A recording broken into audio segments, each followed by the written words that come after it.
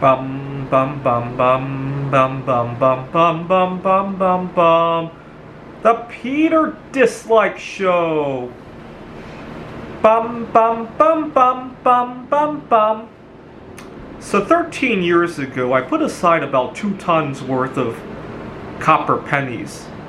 I remember I would go to the bank and routinely search entire boxes of pennies, $25 worth.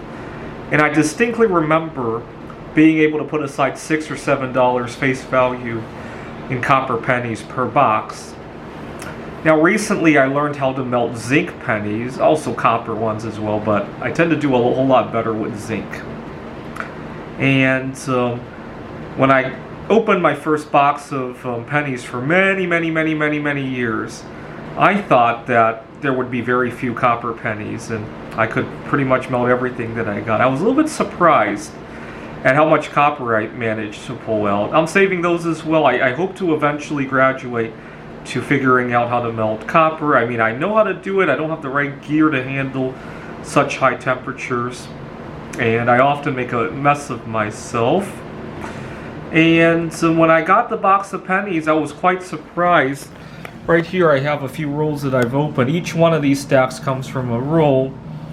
And I was quite surprised that they're not as rare as I would have thought they would be. You got to remember, we've had an additional 13 years of making zinc pennies, right? I did this 13 years ago, and we've been making zinc pennies since 1982, so 41 years. You would think there would be much fewer ratios of copper pennies. And I was a little surprised. At first I was trying to come up with theories, like did somebody dump all the copper pennies that they accumulated years ago, gave up or something like that? And the answer hit me as I was making my zinc art.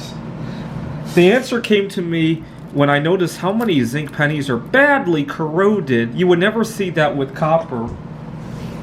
And so it dawned on me, I wonder if the federal government is even saving any money when they switched from copper to zinc. Eventually zinc might even be worth more than copper. We do consume zinc at a much higher rate than copper.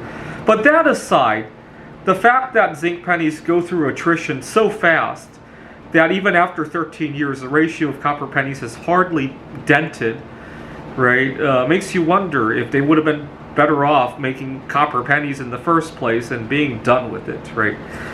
I mean, I suppose when the pennies make it back to the feds, they could remint them and remelt them and mint them, but even that probably costs a lot, right?